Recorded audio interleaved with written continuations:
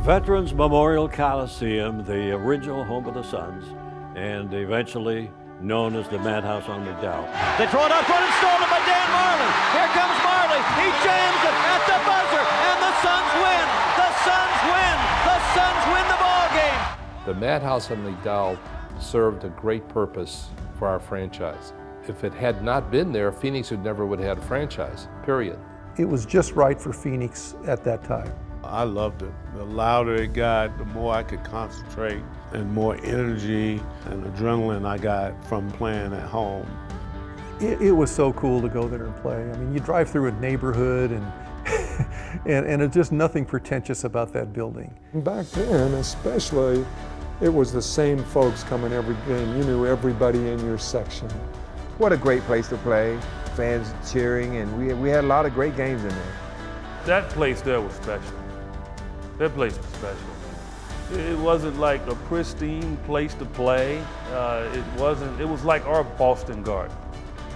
It has to be the most friendliest, coziest place I've ever played in my life. I mean, you just thought that everybody was sitting in your living room watching you play basketball. It wasn't like glamorous or anything, but it was blue collar, go to work, loud, and just awesome. Absolutely, absolutely awesome. Madhouse on McDowell was unbelievable. One of those old-time stadiums where this crowd was right on top of you. It was a small condensed space. The roof was like right here above your head, it seemed. It wasn't way up there. And so when you have that kind of a compact feeling, the noise, just the energy, the people, the games that we had there, and sometimes, to be honest with you, in tight games, I think it made the difference in the game. The feeling that you were really a part of the game when you were at the Coliseum. Madhouse on McDowell, man. I mean, it was so much fun. The feel that you got every night you step in there, and it was going to be just an up-tempo, fast, fun way to play. You never knew what could run into your gym bag in the locker room. I remember one time I was lying down stretching and something ran past me, and I was like, what was that? With Joe Prosky back then, I mean, I don't tape, I don't do anything. I just wanted a hot tub. I want to jump in a hot tub before, so they went and got me one of those little hot tubs you put on your patio. You just brought it in here. I had my little rubber ducky, and I'd go in there.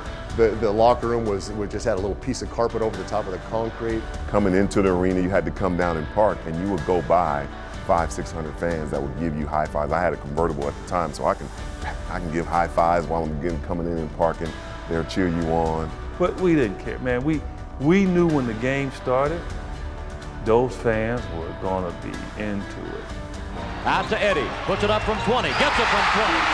That place and the old Chicago arena, where you came out of the tunnel and walked up the stairs, it's like you were almost walking into a gladiator. I mean, it just look out.